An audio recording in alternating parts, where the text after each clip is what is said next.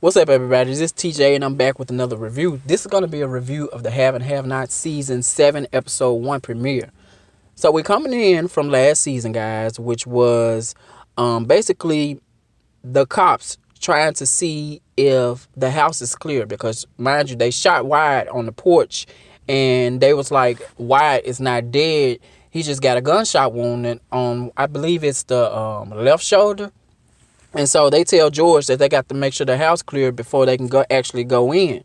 And so they go in, they start, and Wyatt gets cuffed by another cop, and they take him to put him in the back of the police car, and he's just babbling and just very incoherent, and he babbling, talking to himself, and George trying to make out what he's saying, and he's saying stuff like, I did it, or what are you taking me, or what you guys shoot me with, or whatever. And then he says that his parents is dead, and George is panicking. And he says another thing which shocks me. He says that he shot Amanda. And I'm like, wait a minute, what's going on? So Wyatt killed his sister? And he didn't repeat that. He only said it once. And George was like, he couldn't make out what Wyatt was saying, because he was still, shocked and surprised that Wyatt said he killed his parents. And so what I was trying to understand was George was getting upset that Wyatt killed his parents. That's what he thinks. Well, why you ain't concerned about him saying that he shot Amanda? Because clearly you have to know that the DA, Jennifer Salas, before she got killed, was opening an investigation on Amanda's death. So it was just surprising to me that George wasn't aware of that, or that he didn't, put two and two together with that. But anyway, I was just perplexed at the fact that Wyatt said that he shot his own sister. Maybe because the last time I checked, she was going back and forth in the hallway talking about some any, mini, miny, mo, or something. She was counting back and forth. I guess he said, any, mini, miny, mo, you got to go, and popped her while she was in her sleep. But anyway, we get to the next scene, guys, where the cops is searching the house, and they end up seeing Jim on the floor with the gunshot wound. Jim, now at first I didn't think that Jim was dead or anything, because I didn't see no blood spatter. Wyatt shot him with a shotgun. But when Jim was laying down, face down, I saw a little puddle of blood. I was like, okay, well, maybe he is dead. Then they went upstairs. They found Catherine still face down in the tub, which I'm like, man, I hope Catherine ain't dead. And to be honest with you, I hope neither one of them ain't dead. With as many 9 lives that Veronica has had throughout the entire seasons of the Have and Have Nots, Jim and Catherine are allowed at least 2. So I really hope neither one of them are dead, especially Catherine, because I like Catherine. If Jim is dead, if it come down to it, I really don't care. So we get to the next scene, guys, where we got Veronica, and she's getting a phone call from the head hitman. And he called her, he upset because, his brother got shot. His brother got killed in the whole shootout between David and his son, Jeffrey. And he was like, why you ain't tell us that they was ready for a gunfight? And she was like, why I got to coach you on how to kill somebody? Y'all some thugs. Y'all supposed to know how to do that. He was like, my brother got killed. And she was like, oh, well, what you want me to do about it? She was being very insensitive to the fact that he just lost his brother or whatever. And so while she was saying all this, he was like, you didn't tell me that they were going to be prepared and they had guns. And I was like, this is news to me too, because last time I checked, I didn't know that Jeffrey was trained to ready, go, shoot, fire, aim, and kill. I didn't know Jeffrey was skilled with the gun.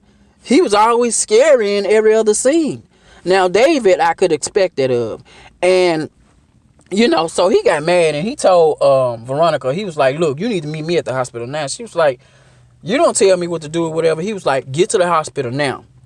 So he hung up on her. And she was like, I can't believe he just hung up on me. So she decides to go down to the hospital because, she's just trying to make sure, that she don't have to clean up no mess, I guess. So she ended up going down there. So we got David and Jeffrey, right? David is upset because Veronica tried to kill him and Jeffrey. Jeffrey trying to, just get him to calm down because he was like, listen, I'm fine. I'm good. We just need to find something to get her put in jail. He was like, she gonna beat that. She's a lawyer. She's smart. And I'm like, yeah, Jeffrey, that's not a good idea. He wants something Jeffrey says he want to come up with something that's gonna stick. I'm like, it's gonna be hard for y'all to dwindle or weave y'all way out of that one, because Veronica is very crafty. The thing I found funny, y'all, with this scene with Jeffrey and his dad getting shot up at, if you think about it, all those men, they were outnumbered. Like, they was equivalent to a whole entire mob team. So it just baffled me at how they were able to basically fend off all those guys. And only two of them got shot. Out of all those men, all them bullets flying, only two of them got killed. So, I mean, it was crazy. And then on top of that, you got David and Jeffrey at the staircase, right? They by the stairwells, which is all wooden. All you saw was bulletproof, not bulletproof, but bullet marks. So you mean to tell me that the bullet didn't pierce through any of that wood and hit y'all? Y'all came out unscathed? That was crazy to me. And I was just like, this is just unrealistic, because when the way y'all entered the scene, bullets were flying past, towards, through, all around David and Jeffrey. And it looked like they got hit. So, I mean, count it for what it is. Whatever. So we get to the next scene, y'all, where Candace is basically watching the president throw her under the bus and act like he didn't know that she was just this escort and manipulative person. And he basically doing damage control. And Candace just looking at this, and she's just eating it all up, what he's saying about her or whatever. And you got Hannah, who walks in, and she was like, you looking at that ain't gonna make things better for you. She's just basically trying to encourage her or whatever. And they just start talking and connecting more on an intimate level, conversation wise. And I'm just like, this is a whole 360 of their relationship. Like, it has really changed. They're nice to each other. They're really having a conversation, mother-daughter love and conversation between the two. And they get on the subject of the guy, I believe it's Eric, who raped Hannah. And so now Candace is, she's a little bit interested in knowing more about him, whatever. And Hannah is not against it. She's basically encouraging her in sort of a way, but she's just like, she don't want nothing to do with him. She don't want to talk to him ever again.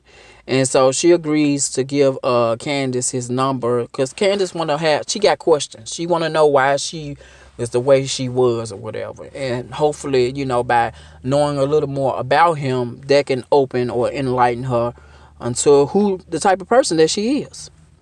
So Hannah says that she'll give it to him.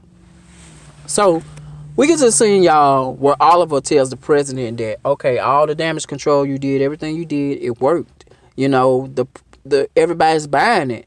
And Charles is feeling bad after this, because he said a lot of mean things about Candace, and he really didn't mean those things about her, but he had to make it convincing because of, he trying to run for president. He ain't gonna be able to be president if, the image. But I blame him for this, because he the one who, set eyes on her, even though she tried to deny, even though she wasn't even, digging him like that at first. He made it his way. He went out of his way to just really try to woo her and bring her in. And, only person got hurt in the process was her.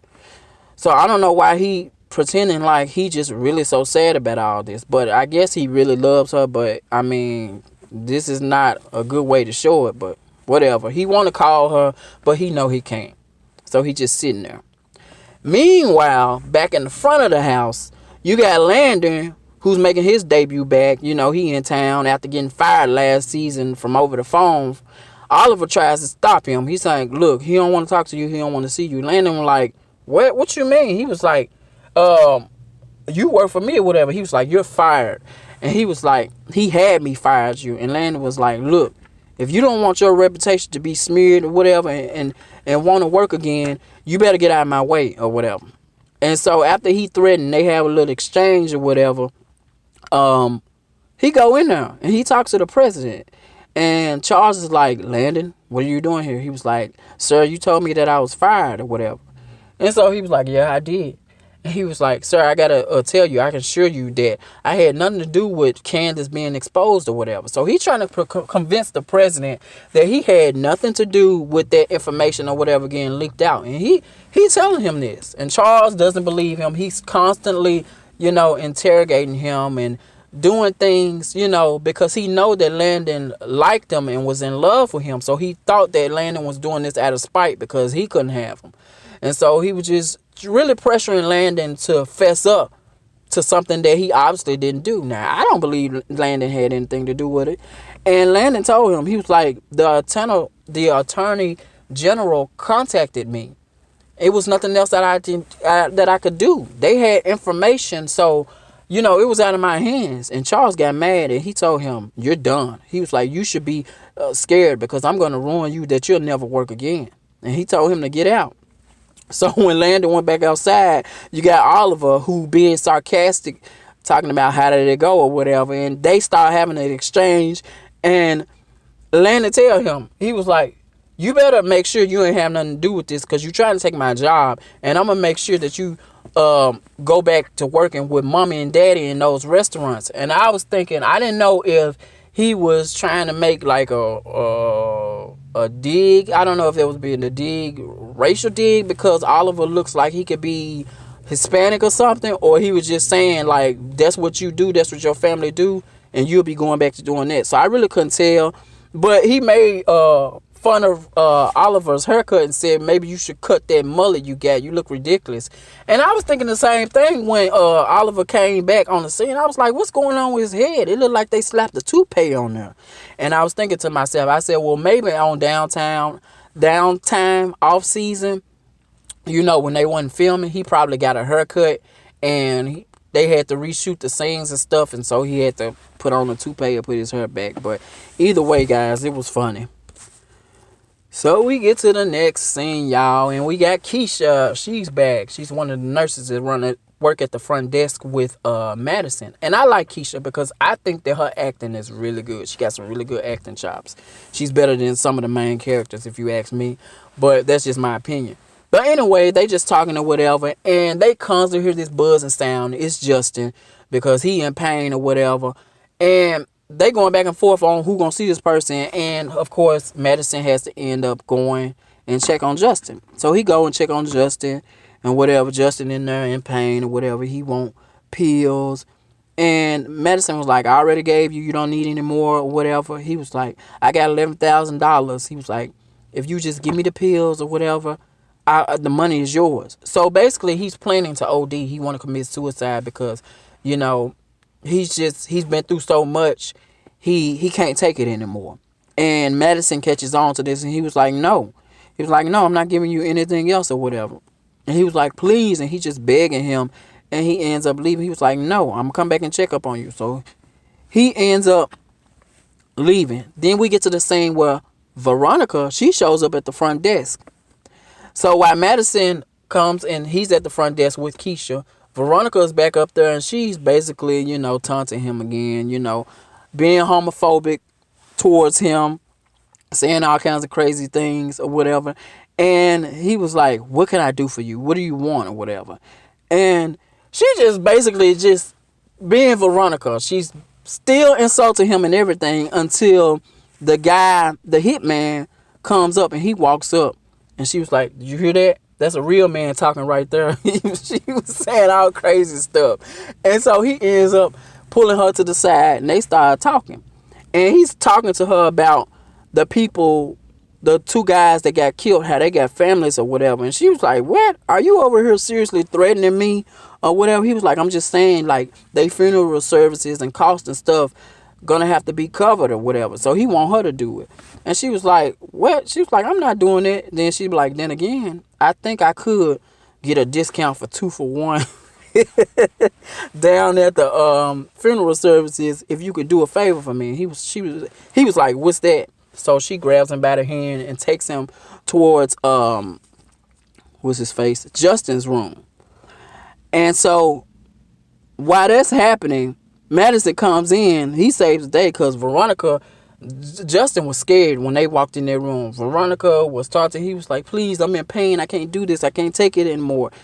he's really in pain and he's suffering from all the damage that she had done to him. And I'm just thinking to myself, it's hard for me to feel sorry for Justin, because look at all the victims. You abused your power as an officer, and you basically abused and molested all these guys that you arrested for no reason, and possibly raped them too. So he violated them also. So I felt like, it was hard for me to feel sympathy for him, even though I do on some level, because I feel like he's psychologically messed up and he need help. But still, at the same time, it's like, man, you've done a lot of things to people, but that's not to say that he deserved that either. I mean, two wrongs don't make a right, just make two left shoes. So she's saying stuff like, you need to, I can suggest you to my Botox surgeon. She does a wonderful job. She's telling this to Madison, since he's trying to come in and be, Captain Save the Victim. And so he was like, get out of here now, leave.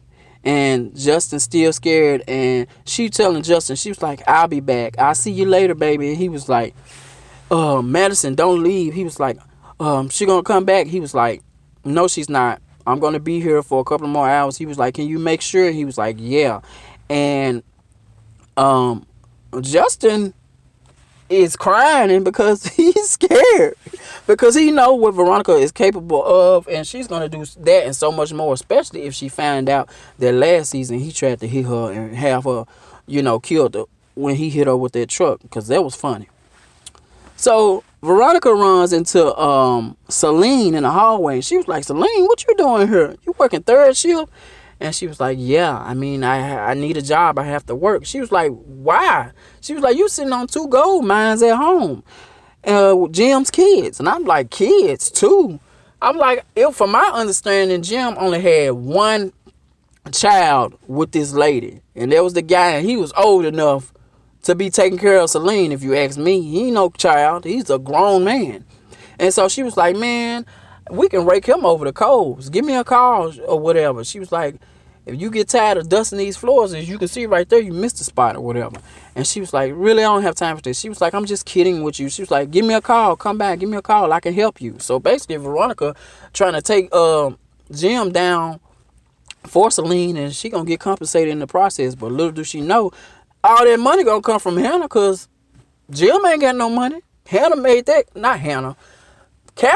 that clear that he ain't got no money. She said he broke. Broke is a joke. That's why he's still trying to take wide money. So we got Candace, right? Candace and Benny. This is the last scene. And they talking and whatever, and he telling her how she should just go for it. Go ahead and start new, start fresh with her life. And she was like, no, after losing my son, I can't bear losing someone else. He was like, who was that? She was like, you. She was like, you. He was like, oh, don't worry about me. You still worry about Jim. I'm not worried about that guy. You should need him. And so he was like, I'm finna go out and we finna grab some drinks, him and Mitch. And she was like, no, I don't want to go or whatever. He was like, okay, well, I'll just see you later or whatever. Turn on the TV and watch something, whatever. And she stopped him because it says breaking news on the television. She was like, oh, wait, look. And they looking and they turn it up and they see that it's reports that it's shots and stuff fired at the Crier's house. And they looking, they trying to figure out what's going on. And next thing you know, it goes off.